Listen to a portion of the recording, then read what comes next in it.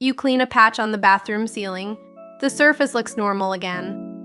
Then, after another week of showers, the same pattern returns in the same corner. That recurrence is useful evidence. It suggests the visible growth was removed, but the condition feeding it was not. The central rule is simple. Mold control is moisture control.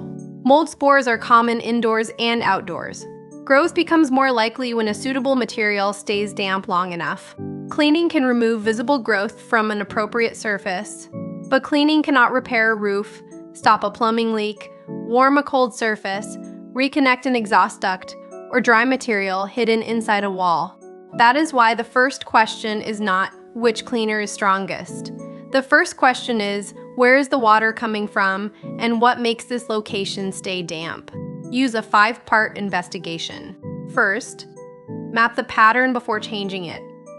Record the exact location, size, nearby materials, and when it appears.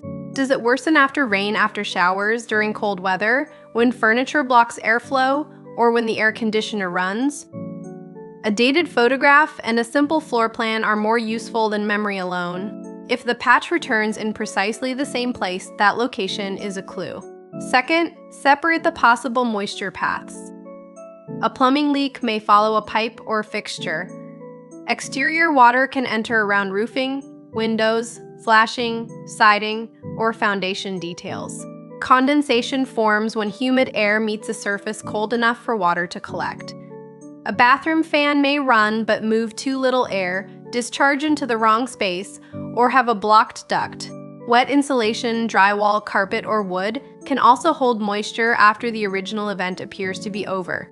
Whole room relative humidity matters, but it does not answer every local question. A room can have an acceptable average reading while one cold corner repeatedly reaches a damp condition. The reverse is also true. A high humidity reading tells you the air is moist, but it does not prove that humidity caused a specific stain. Treat every meter reading as evidence from one place and one time, not as a complete diagnosis. Third, connect the clue to an event. Compare readings before and after the condition that seems to trigger the problem. Check the same safe, accessible locations after bathing, cooking, rainfall, or normal equipment use. Do not open walls, climb onto a roof, touch suspect electrical areas, or enter an unsafe crawl space to complete this test. The aim is to find a repeatable relationship, not to create a risky inspection. Suppose a ceiling patch becomes damp only after rain. That pattern points the investigation toward exterior water entry, even if the indoor humidity is also elevated. If the same patch changes after every shower but not after rain, the exhaust and condensation path deserves closer attention. If a cabinet base becomes wet after using a sink, plumbing moves higher on the list. Several explanations can exist at once, so follow the evidence rather than choosing the most convenient answer. Fourth, correct the verified source. A leaking supply or drain line needs an appropriate plumbing repair. Exterior water entry may require a qualified roofing or building professional. Condensation may require a combination of better exhaust, corrected ducting, air sealing, insulation, surface temperature control, and humidity management. A dehumidifier can reduce moisture in the air, but it cannot seal a failed flashing detail or repair a pipe.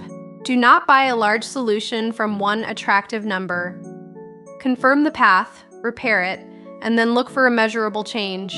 If the same location still becomes wet under the same conditions, the investigation is not finished. Fifth, clean and dry the affected material safely. Follow current official guidance and every product label.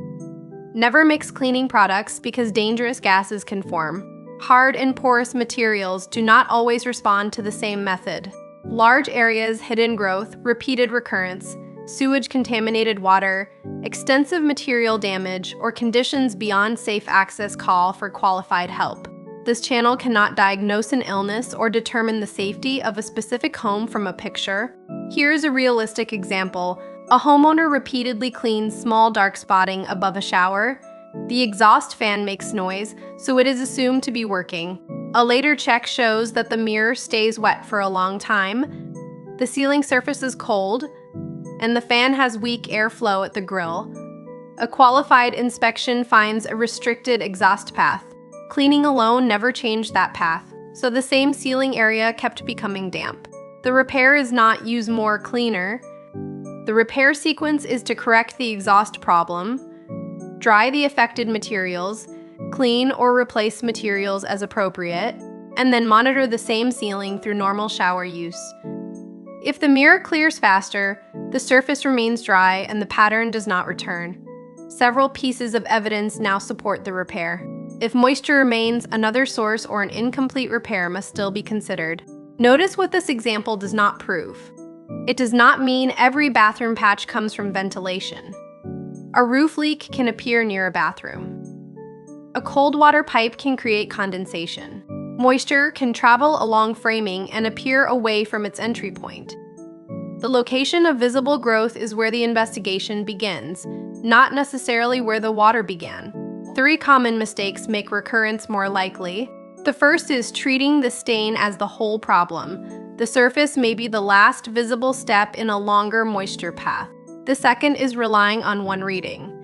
A single humidity or moisture value can miss timing, weather, temperature, and hidden wet material. The third is declaring success as soon as the surface looks clean. A repair needs time and a repeat of the original trigger before it can be judged. Use this decision rule when growth returns. Ask what stayed wet, what became wet again, and what event connects the two.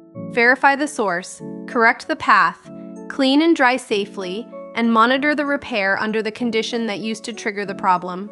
What event seems to make the recurring patch in your home appear? Rain, bathing, plumbing use, cold weather, or something else?